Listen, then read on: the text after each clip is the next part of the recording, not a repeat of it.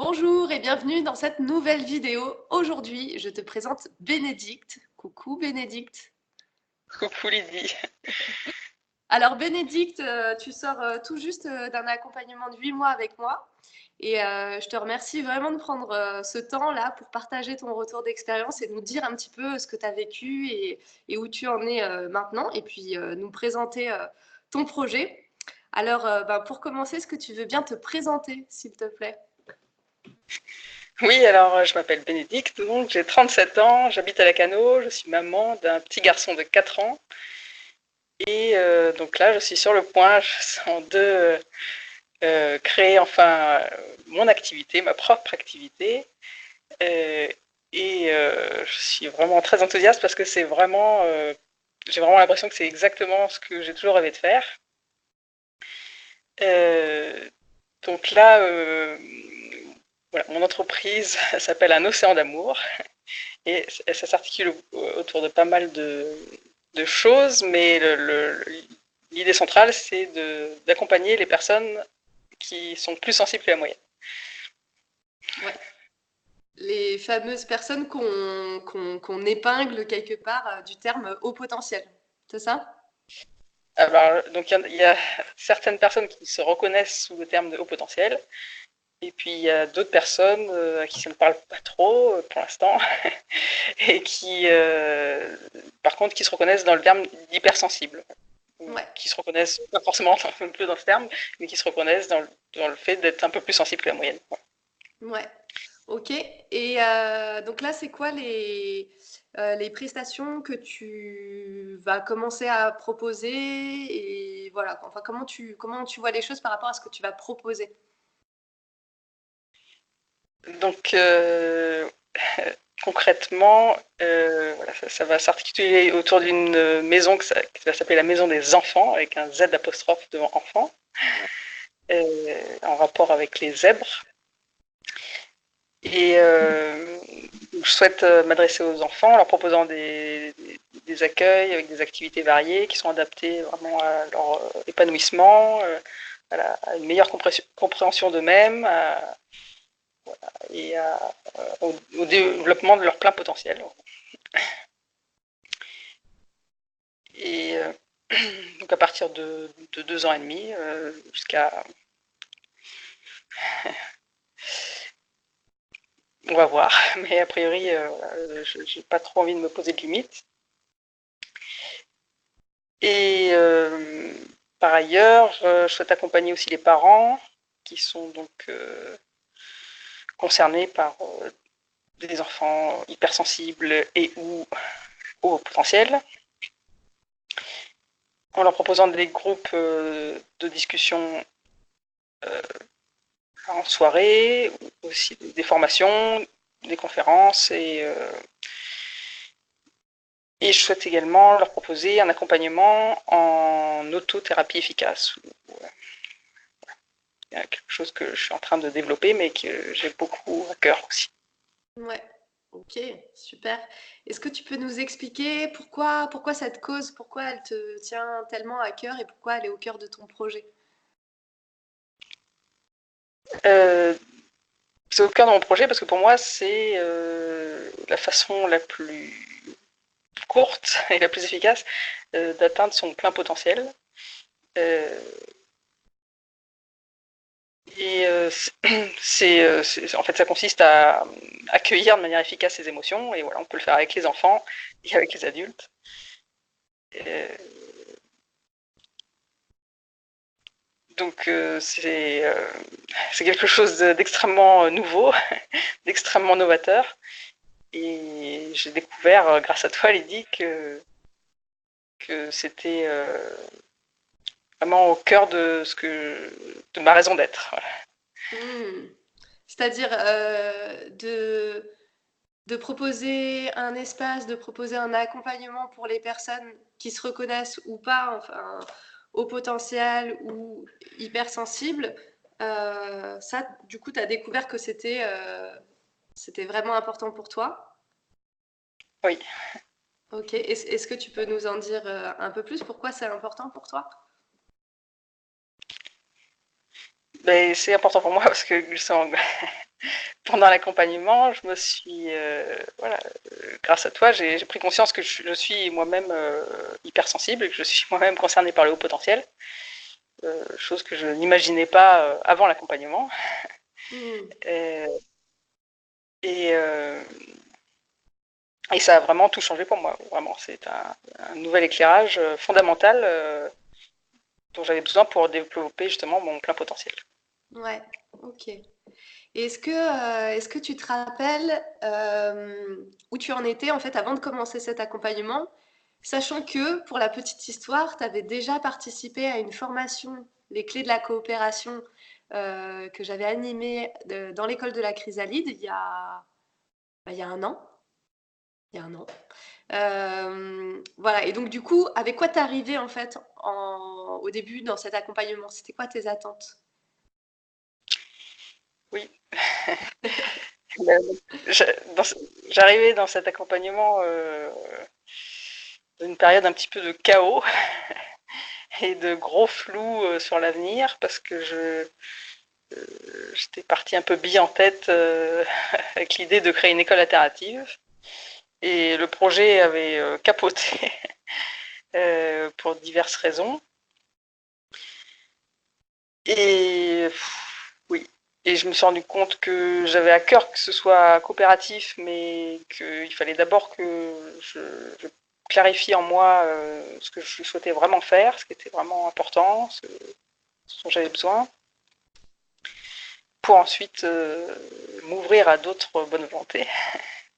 Ouais, Mais j'ai vraiment pris conscience que j'avais besoin aussi de regagner la liberté pour vraiment me recentrer sur ce que j'avais vraiment envie de réaliser. ouais. Ouais, et je me rappelle qu'effectivement, quand tu es venu vers moi, il y avait ce projet d'école, donc vraiment un projet collectif, mais il n'était pas du tout question de haut potentiel ou d'hypersensibilité. Non, il était surtout question de dynamique collective, comment on fait ensemble. Oui, oui, oui. Et puis c'est vrai que c'était. Je m'étais raccroché à un cadre qui m'était proposé par une personne extérieure et j'avais essayé de rentrer dans ce cadre. Euh, et je me suis rendu compte que c'était plus judicieux de partir de moi, de ce que j'avais vraiment envie de réaliser, et puis ensuite voir ce que ça donne, voir le Ouais, format que ça pouvait prendre.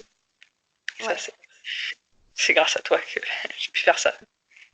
ouais. Surtout que toi, tu avais quand même l'objectif de pouvoir en vivre financièrement, de créer une activité qui soit ta source de revenus.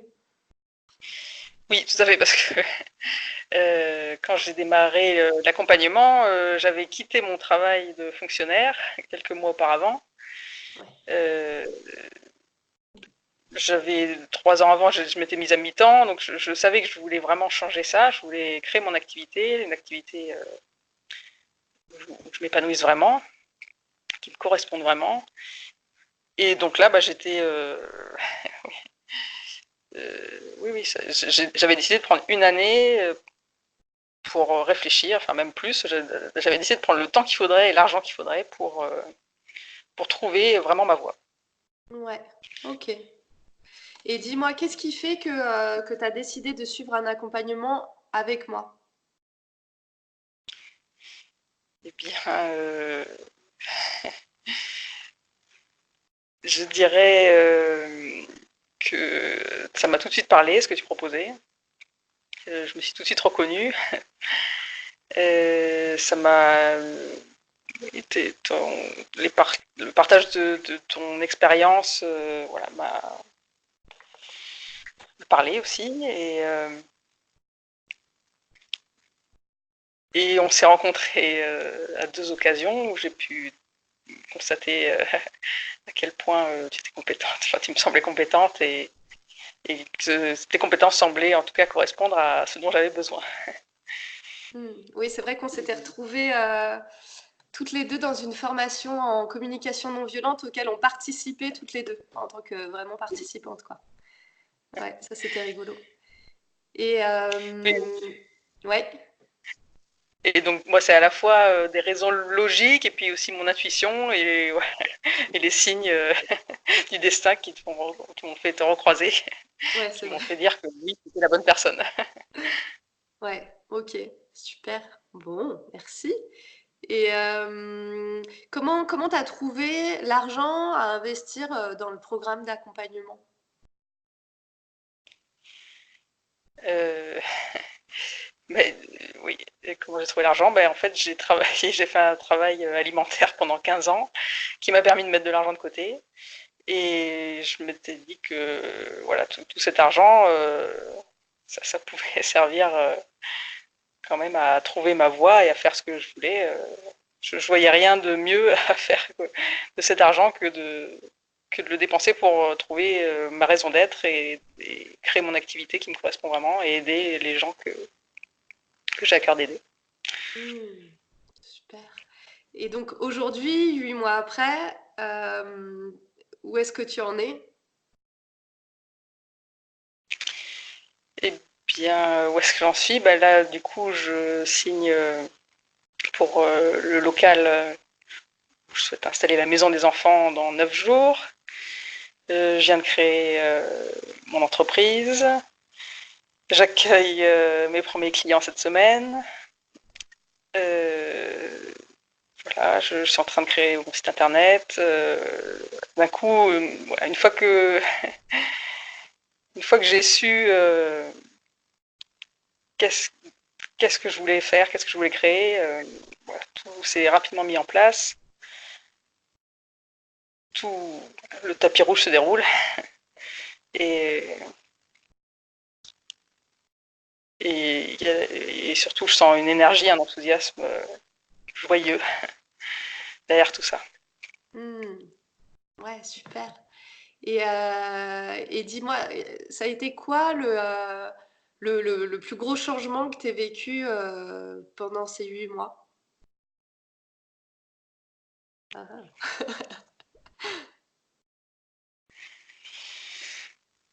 Le plus gros changement, Ah, il faut choisir. Ah. oui, ouais, vraiment, c'est la prise de conscience de du- de ce fonctionnement au potentiel, oui, qui a tout changé, je pense. C'est là-dessus que j'ai buté le plus. J'avoue que ça a été laborieux, mais c'est vraiment ça qui a tout changé, ouais. De Ouais. Alors, mieux me connaître.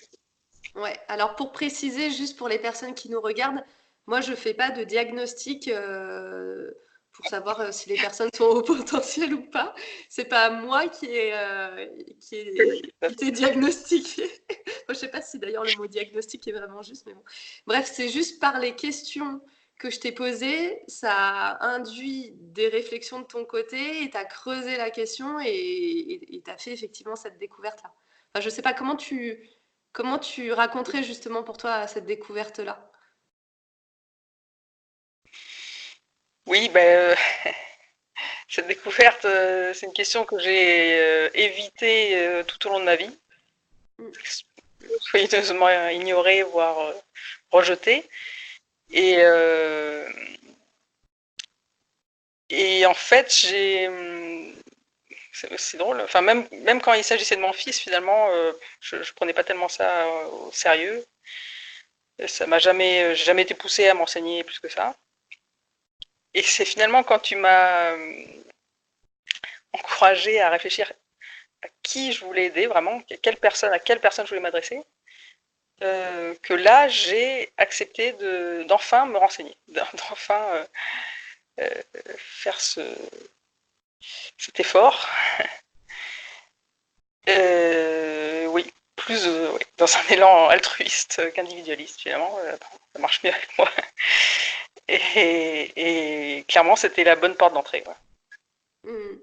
Ouais, ok, super. Ouais, donc penser aux autres qui t'a permis en fait de te reconnecter à toi-même et à qui tu es, quoi, et à ce que tu vis. Oui, c'est ça, oui, c'est ça. Et c'est par les questions que tu posais qui m'ont amené à, justement à moi à trouver mes propres réponses. Mm. Ok, cool. Et Avant-dernière question. Qu'est-ce que tu dirais aux personnes qui là, nous regardent et qui hésitent à rejoindre un accompagnement avec moi?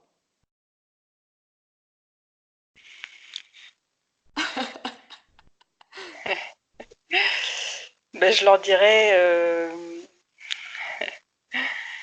d'essayer de mettre de côté tout ce qui relève de la peur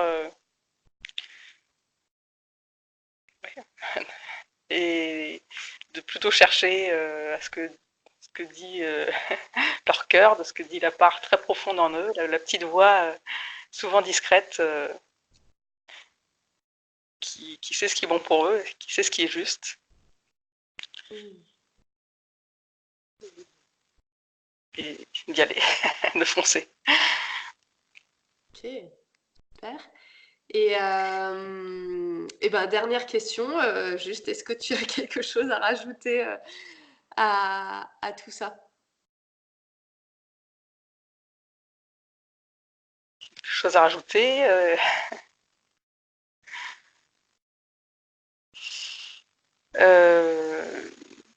non, que j'étais vraiment très heureuse de bénéficier de ton accompagnement, Lydie, que ça a été une énorme chance pour moi.